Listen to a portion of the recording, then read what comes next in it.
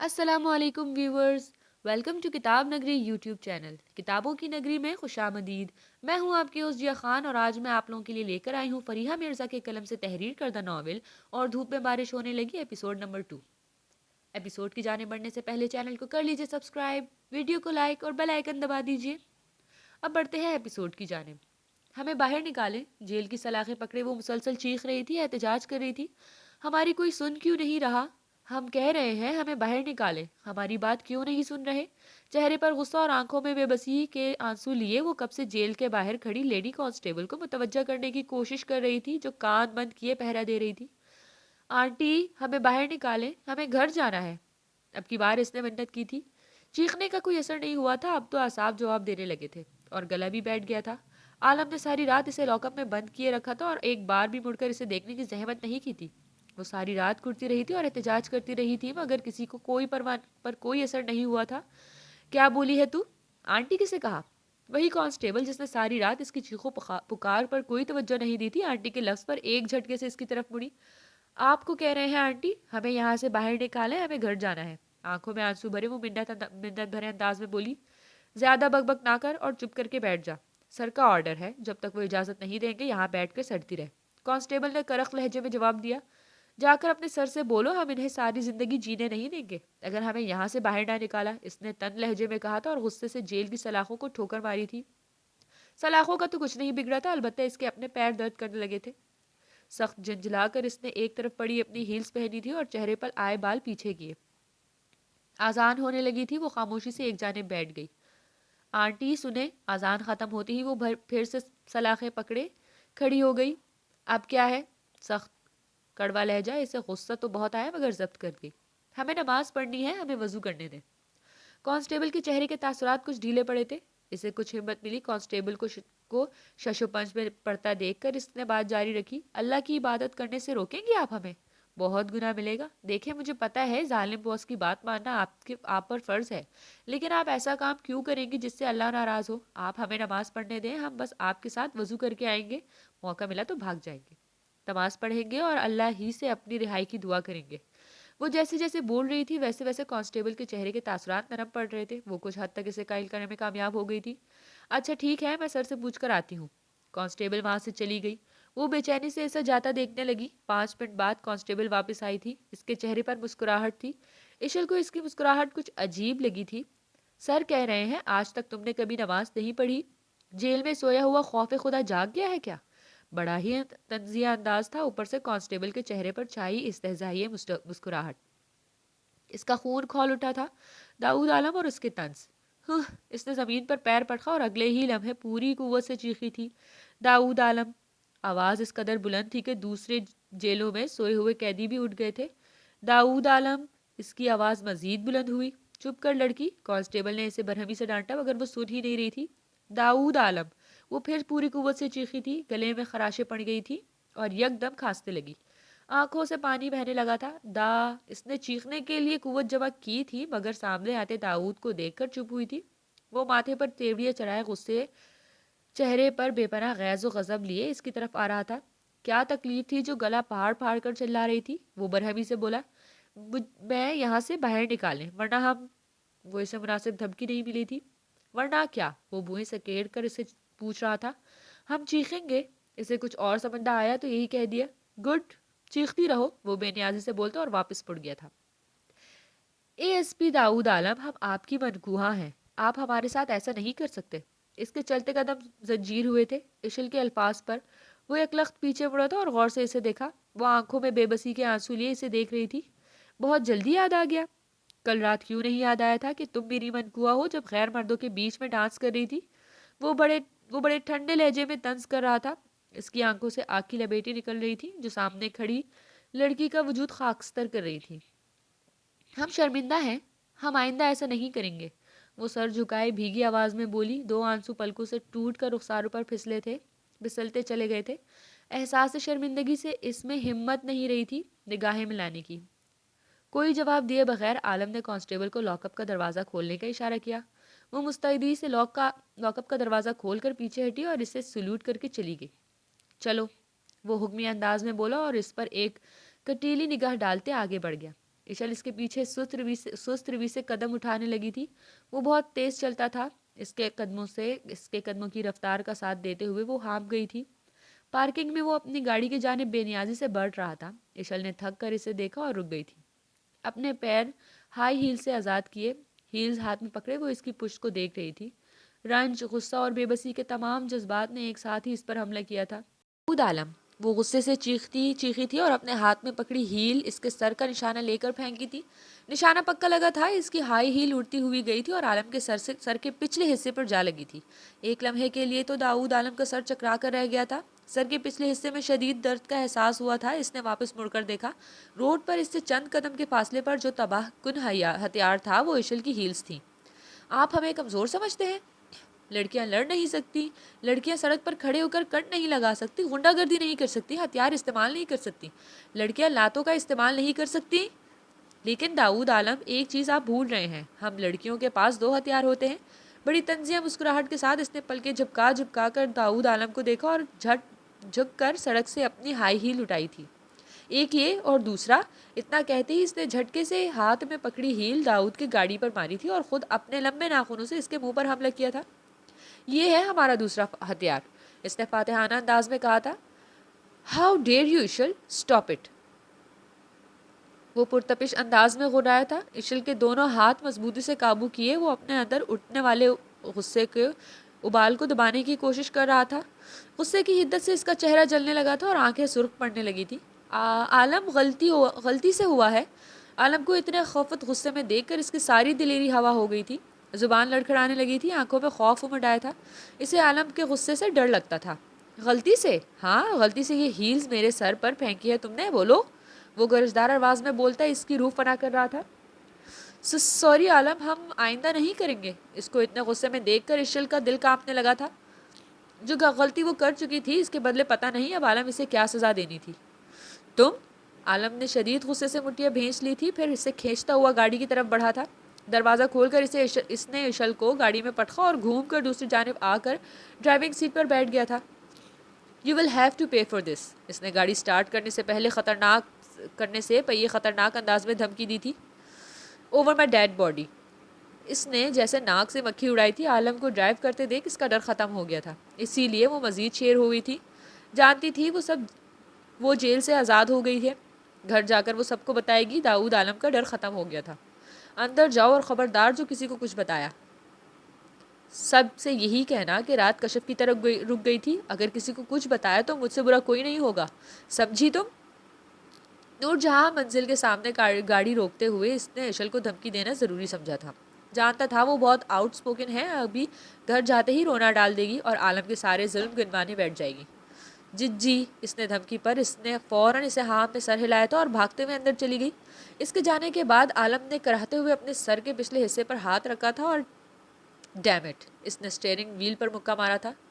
Lounge کا دروازہ کھول کر اندر داخل ہوتے ہی اس کا سامنے فارہا سے ہوا تھا۔ وہ کافی بنا کر کچن سے نکل رہی تھی اور ہاسپٹل جانے کے لیے ریڈی تھی۔ اسے یوں ہی صبح جلدی اٹھنے کی عادت تھی۔ دادی اور عالم کے علاوہ فارہا اس گھر کی واحد فرد تھی جسے صبح جلدی اٹھنے کی عادت تھی۔ اشل، کیا ہوا ہے؟ سب ٹھیک ہے نا؟ عالم کے ساتھ آئی ہو؟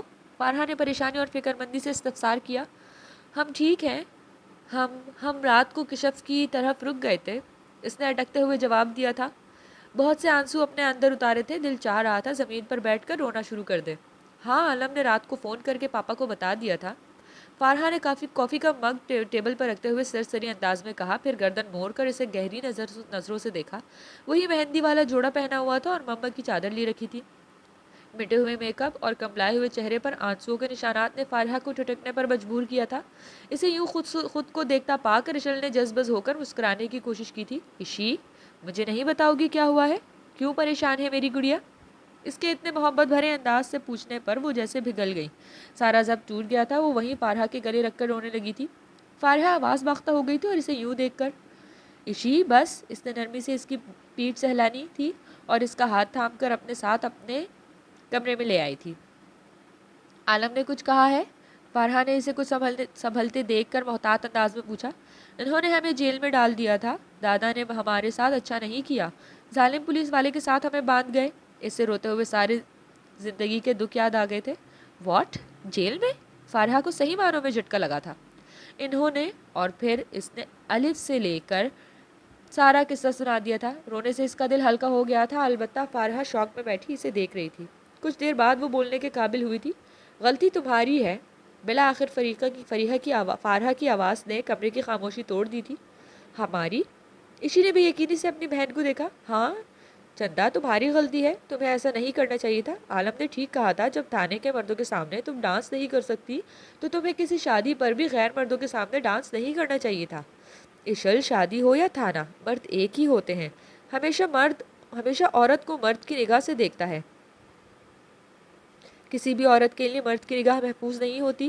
اشل، تمہیں کیا پتا مرد اپنے سامنے ناچتی عورت کو کس کس اینگل سے دیکھتا ہے اور کیا کیا کمنٹ پاس کرتا ہے؟ اور پھر تمہارا تو عالم کے ساتھ نکاح ہوا ہے، وہ کیسے برداشت کر سکتا ہے کہ کوئی اس کی بیوی کو دیکھے؟ اس نے تمہاری غلطی پر سزا دی ہے، اسے تمہیں سمجھنا چاہیے تھا، مگر وہ پریکٹیکل بندہ ہے، وہ باتوں سے زیادہ لوگوں کو پریکٹیکلی سبق سکھاتا ہے۔ فارحہ بولتے بولتے چپ ہو گئی۔ اشل سانس روکے اسے سن رہی تھی، اس کے چہرے پر ندامت چھائی ہوئی تھی۔ ہم اپنی غلطی مانتے ہیں، ہم نے عالم سے سوری بھی کیا تھا۔ کوئی بات نہیں، وہ ایسا ہی ہے، تھوڑا سا الٹے دماغ کا، اس کا مگر سیٹ ہو جائے گا۔ پولیس والا ہے نا، جرم کرنے پر سزا تو دے گا۔ فارحہ نے ہلکے پھلکے انداز میں مسکراتے ہوئے کہا تھا۔ اچھا آپ یہ بتائیں، سمیر بھائی سے بات ہوئی؟ اشل نے اس کی فیانسی کا نام لیا۔ نہیں، فارحہ نے نظریں ملائے بغیر جواب دیا۔ یہ کیا بات ہوئی؟ اشل کو اچھا نہیں لگا۔ سمیر کے پاس ٹائم نہیں ہوتا اور پھر میں بھی تو مصروف ہوتی ہوں سارا دن۔ وہ اسے ٹال رہی تھی، اشل اچھی طرح سمجھ رہی تھی۔ آپ خوش نہیں ہیں؟ پتہ نہیں، خوشی نہیں، خالی پن فیل ہو رہا ہے، ایک بوجھ سا محسوس ہو رہا ہے، وہ سرد آہ بھر کر بولی تھی۔ سمیر بھائی اچھے نہیں ہیں؟ وہ اچھے ہیں، پر ان کے ساتھ زندگی اچھی نہیں لگتی، کچھ ادھورا سا ہے، وہ عجیب سے انداز میں بولی اور پھر اٹھ کر چلی گئی۔ اشل نے تعصب سے سر ہلا کر جاتا دیکھا تھا۔ وہ کشف کے بھائی کی شادی کے بعد آج کالج آئی تھی۔ کشف کے بغیر اشل کا بھی کالج جانے کا دل نہیں تھا، سو اس نے بھی گھر میں طبیعت کی خرابی کا بہانہ بنا کر 3 چھٹیاں کی تھی، اور کسی نے تو نہیں، البتہ عالم نے اس پر سخت اعتراض کیا تھا۔ وہ اپنے کمرے میں تکیہ میں منہ دبے بیٹھے بظاہر بیمار نظر آنے کی کوشش کر رہی تھی۔ کیا ہوا ہے تمہاری طبیعت کو؟ خدا نخواستہ فالج تو نہیں ہو گیا؟ کالج سے چھٹیاں کیوں کر رہی ہو؟ وہ دندناتا ہوا اس کے سر پر آ پہنچا تھا۔ ہمیشہ کی طرح روب جھاڑنا اس کا پسندیدہ کام تھا۔ بس ہمارا دل نہیں کر رہا، اس نے اداس لہجے میں کہا تھا۔ اسے رونا آ رہا تھا، پتہ نہیں کیوں دل نہیں کر رہا؟ ایسا کیا ہو گیا ہے؟ وہ ناگواری سے بولا تھا۔ بس آپ جائیں یہاں سے، ورنہ ہم سب کو بتا دیں گے کہ آپ نے ہمیں جیل میں ڈالا تھا۔ اس نے آنسو روکتے ہوئے دھمکی دی تھی۔ شوق سے بتاؤ اور اپنا جرم بھی بتانا۔ اسے جتا کر وہ لمبے ڈگ برتن کمرے سے چلا گیا تھا۔ اس نے کرا کر اسے جاتا دیکھا۔ اس دن کے بعد آج بھی وہ کشف کی وجہ سے ہی کالج آئی تھی اور بہت بجھی ہوئی سی لگ رہی تھی۔ تمہیں کیا ہوا ہے؟ تم بھائی کی بارات اور ولیمہ پر بھی نہیں آئی؟ میں نے کتنی کالز کی اور تم نے ریسیو تک نہیں کی۔ کشف نے ناراضی سے اسے دیکھا۔ سوری یار، ہماری طبیعت ٹھیک نہیں تھی۔ اس نے اصل وجہ بتانے سے گریز کیا۔ عالم اور اس کا جو بھی مسئلہ تھا وہ اسے کسی سے شیئر نہیں کر سکتی تھی۔ وہ جیسا بھی تھا، وہ اپنی کسی بھی دوست کے سامنے اس کی عزت خراب نہیں کرنا چاہتی تھی۔ بہت ذلیل ہو تم۔ کشف نے اس کے کندھوں پر کتاب ماری تھی۔ اس نے تڑپ کر اپنا کندھا سیدھا سہلایا تھا۔ ہم ہی سب کچھ ہیں، بلکہ ہماری قسمت ہی خراب ہے، وہ بڑے جذباتی انداز میں بولی تھی۔ ایک عدد ہینڈسم پولیس والا تمہارے پاس ہے، پھر بھی تمہیں اپنی قسمت کو کوستی ہو۔ کشف کا تو گویا دل تڑپ اٹھا تھا، اسے یہ ناشکری پسند نہیں آئی تھی۔ ہینڈسم؟ وہ کہاں سے ہینڈسم لگتے ہیں؟ اس نے بیزاریت سے بھرپور انداز میں سر جھٹکتے ہوئے کہا تھا۔ وہ آج حد سے زیادہ بیزار نظر آ رہی تھی ہر چیز سے۔ تم نے ناولز میں پڑھا ہے نا ہینڈسم ہیرو کیسا ہوتا ہے؟ دراز قد، پرکشش آنکھیں اور دلکش مسکراہٹ۔ سوچو اشل، عالم بھائی ایسے ہیں نا؟ کشف نے اسے سوچنے پر اکسایا۔ اس نے آنکھیں بند کر لی تھی۔ تصور میں عالم کا چہرہ آ گیا تھا، 6 فٹ سے نکلتا قد، جیٹ بلیک بال جنہیں وہ ہمیشہ جیل سے سیٹ کیے رکھتا تھا، ذہانت سے بھرپور سیاہ چمکدار آنکھیں، گھنی بھویں، اٹھی ہوئی مغرور ناک، اور سب سے بڑھ کر اس کے چہرے پر چھائی سنجیدگی۔ وہ واقعی بے حد شاندار پرسنالٹی کا مالک تھا۔ وہ handsome, rude and secretly loving hero. Isha کے دل میں گھنٹیاں بجنے لگی، وہ ہواؤں میں اڑنے لگی تھی، آس پاس ٹھنڈی ٹھنڈی ہوائیں چلنے لگی تھی۔ عالم؟ وہ بے اختیار مسکرائی، مگر یہ مسکراہٹ اس وقت اڑی جب تصور میں اس نے عالم کو خوفناک انداز میں اس پر چیختے ہوئے دیکھا۔ اسے اس کا ہر ستم یاد آنے لگا۔ اسے یہ بھی یاد آ گیا کہ عالم کی مونچھیں بھی تھیں۔ پولیس فورسز جوائن کرنے کے بعد عالم نے مونچھیں رکھ لی تھی۔ اس کی فیئر رنگت پر گھنی مونچھیں بہت پرکشش لگتی تھیں، جنہیں وہ اکثر پولیس والوں کے انداز میں تاؤ دیا کرتا تھا۔ اشل کو اس کی یہ حرکت بہت زہر لگتی تھی۔ اسے اس کی مونچھوں سے خاص چڑ تھی۔ لا حول ولا قوت! اس نے بے اختیار سر جھٹکا اور خود کو ملامت کیا، وہ بھی کس شیطان کے بارے میں سوچنے لگی تھی؟ کشف تمہیں پتہ ہے ہم اور عالم بچپن کے دشمن ہیں، ہمیں زہر لگتے ہیں وہ، اس نے خفگی سے کتاب چہرے کے سامنے کر لی تھی۔ دیکھتے ہیں سرکار کب تک زہر لگتے ہیں۔ کشف نے اسے چھیڑا تھا، اس نے کوئی جواب نہیں دیا۔ چپ کرو، ہمارا بہت دل کر رہا ہے کہیں باہر گھومنے کا۔ وہ آج بیزاریت کی انتہا پر پہنچ گئی تھی، ہر چیز سے دل اچاٹ ہو گیا تھا۔ کل امیوزمنٹ پارک چلیں؟ کشف نے بڑے جوش و خروش سے کہا۔ وہ تو خود گھومنے پھرنے کی بڑی شوقین تھی۔ ہاں ٹھیک ہے، پر ہمیں لے کر کون جائے گا؟ اس نے ٹھنڈی سانس خارج کی، جانتی تھی کوئی نہیں لے کے جائے گا۔ پاپا اور ڈیڈ تو آفس ہوتے ہیں، اور کشف کے بھائی بھی ابھی شادی ہوئی تھی، کوئی بھی فارغ نہیں تھا۔ کشف کچھ دیر تک سوچتی رہی، پھر اس کی آنکھیں چمکی۔ اس نے اشل کو آنکھوں میں اشارہ کیا۔ وہ نہیں لے کر جائیں گے۔ اس نے بے اختیار نفی میں سر ہلایا تھا۔ وہ لے جائیں گے، تم فکر مت کرو، ہم بات کر لیتے ہیں۔ کشف نے بڑے اطمینان سے کہا تھا اور اشل کے بیگ سے فون نکال کر عالم کا نمبر ڈائل کیا۔ بیل جا رہی ہے۔ کشف فون کے اسپیکر پر ہاتھ رکھ کر سرگوشی میں بولی تھی، کال کاٹ دی گئی تھی۔ یہ کیا؟ کال کاٹ دی؟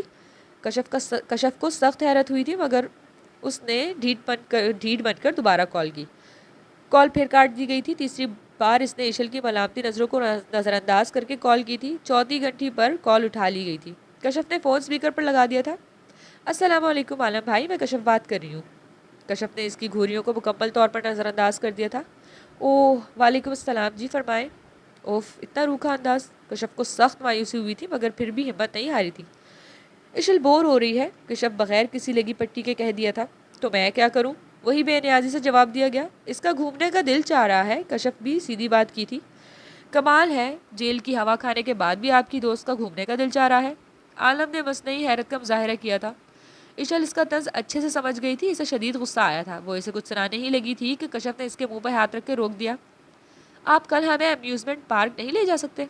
میں کل بزی ہوں، وہ رکھائی سے اور بے مروتی سے بولا۔ پرسوں؟ کشف نے ہار نہیں مانی تھی۔ میں پرسوں بھی بزی ہوں۔ ٹھک سے اس نے فون بند کر دیا تھا۔ کشف حیرت سے کنگ ہاتھ میں پکڑے فون کو دیکھ رہی تھی۔ کچھ بے عزتی نہیں ہو گئی؟ کشف سکتے سے باہر نکل کر بولی تھی۔ بہت زیادہ بے عزتی ہو گئی ہے، عالم کے سامنے ہماری عزت 2 کوڑی کی کر دی ہے تم نے۔ اس نے شعلہ اگلتی نظروں سے کشف کو دیکھا اور غصے سے منہ بنا کر بیٹھ گئی۔ کشف نے ایک گہری سانس لی۔ اشلم ناراض ہو گئی تھی، اسے منانا ضروری تھا۔ فارحہ لنچ آورز میں آج باہر لنچ کرنے کے بجائے گھر چلی گئی تھی۔ راستے میں اس نے اشل کو کالج سے پک کر لیا تھا، دونوں ایک ساتھ گھر میں داخل ہوئی تھی۔ رضیہ پھپھو اور ثاقب پھپھا کو بھی باقی سب کے ساتھ لان میں بیٹھ کر خوشگپیاں کرتے دیکھ کر ان دونوں کو خوشگوار حیرت ہوئی تھی۔ آج تو دادی بھی اپنے گھٹنوں کا درد بلائے بڑے اچھے موڈ میں لان میں بیٹھی نظر آ رہی تھی۔ فارحہ اور اشل نے سب کو مشترکہ سلام کیا۔ پھپھو سے ملنے کے بعد اشل دادی کی جانب بڑھی۔ کیا بات ہے دادی، بڑا اچھا موڈ لگ رہا ہے آپ کا۔ اس نے دادی کے گلے میں باہر ڈال دی تھی اور انہیں گال چوم لیا تھا۔ کبھی کبھی اسے دادی پر بلا وجہ ہی پیار آتا تھا، اتنی پیاری تو تھی اس کی بوڑھی دادی۔ بوڑھی کا لفظ ہٹا دیا جائے تو دادی واقعی بہت پیاری تھی۔ چل ہٹ پرے، دادی نے خفگی سے اس کے ہاتھ جھٹکے۔ دادی آپ ہم سے ذرا پیار نہیں کرتی۔ ہماری جگہ اگر عالم آپ سے اس طرح پیار کرتے تو آپ ان کو کچھ نہیں کہنا تھا۔ آپ ہمیں اپنے ساتھ لاڈ بھی نہیں کرنے دیتی۔ وہ شکایتی نظروں سے دادی کو دیکھ رہی تھی۔ ہاں تو جا کر عالم سے لاڈ پیار کر لے، دادی نے بڑی سنجیدگی سے مشورہ دیا تھا۔ وہ بری طرح کھسیا گئی تھی۔ دادی، اس نے دبا دبا احتجاج کیا، ہم جا رہے ہیں، وہ ناراضی سے بولی اور فارحہ کا ہاتھ پکڑ کر اندر چلی گئی۔ لاؤنج کا دروازہ کھول کر وہ جیسے ہی اندر داخل ہوئی، اس سے خوشگوار حیرت نے آ گھیرا تھا۔ موسیٰ بھائی آپ کب آئے؟ اشل نے ایکسائٹڈ انداز میں پوچھا تھا۔ فارحہ ابھی تک وہیں سینے پر بازو لپیٹے کھڑی تھی۔ ابھی تھوڑی دیر پہلے آیا ہوں۔ فاری آپ ادھر کیوں کھڑی ہیں؟ وہ فارحہ کو دور کھڑے دیکھ کر ٹھٹک کر بولا۔ میں ویسے ہی، وہ پھیکا سا مسکرائی۔ میں بھی یہاں بیٹھا ہوں۔ کب سے خاموش بیٹھے عالم کو اپنا نظر انداز کیا جانا ایک آنکھ نہیں بھایا، وہ جل کر ہی رہ گیا تھا۔ آپ تو مصروف تھے نا؟ اشل نے حیران ہونے کی ایکٹنگ کی تھی۔ عالم نے تل ملا کر اسے دیکھا۔ بائی دا وے مما، یہ اتنی پیاری تیاری شیاری کس لیے ہو رہی ہے؟ اس نے کچن سے نکلتی منیرہ کو روک لیا تھا۔ فارحہ کے سسرال والے آ رہے ہیں شادی کی ڈیٹ فکس کرنے، مما نے بڑی خوشی سے بتایا تھا۔ فارحہ نے بے چینی سے پہلو بدلا تھا، اس کے چہرے کے تاثرات پھیکے پڑ گئے تھے، مسکراہٹ سمٹ گئی تھی۔ منگنے کو 1 سال ہو گیا ہے، وہ لوگ اب شادی کا کہہ رہے ہیں۔ مما اور بھی کچھ کہہ رہی تھی مگر وہ نہیں سن رہی تھی، ایک جھٹکے سے مڑ کر اپنے کمرے میں چلی گئی۔ سب نے اس کی یوں جاتے دیکھا مگر زیادہ نوٹس نہیں لیا، وہ اسے فطری شرم و حیا سمجھ رہے تھے۔ موسیٰ نے ہر سوچ نظروں سے اسے جاتے دیکھا تھا۔ سارا دن وہ اپنے کمرے سے نہیں نکلی تھی۔ اس کے سسرال والے اس سے ملنے آئے تھے. اس نے طبیعت کی خرابی کا بہانہ کر کے سب کے ساتھ کھانے سے معذرت کر لی تھی. اس کا دم گھٹنے لگا تھا. ہوا میں جیسے آکسیجن کی کمی ہونے لگی تھی. اگلے مہینے کی تاریخ طے کر دی گئی تھی. اسے محسوس ہوا کہ کوئی پھندا تھا جو آہستہ آہستہ اس کی گردن کے گرد تنگ ہوتا چلا جا رہا تھا. شادی سے انکار کر دو. یہ تمہاری لاسٹ وارننگ ہے ورنہ بہت پچھتاؤ گی. وہ گم سم سے کمرے میں بیٹھی تھی. فون کی وائبریشن ہوئی تھی. کسی شناسا نمبر سے میسج تھا. ٹیکسٹ پڑھ کر اس کے ہاتھوں میں جان نہیں رہی تھی. فون ہاتھ سے چھوٹ کر زمین پر جا گرا. وہ ساکت ہو گئی تھی. اس کے سر میں دھماکے ہو رہے تھے. آنکھیں بید ہونے لگی تھی.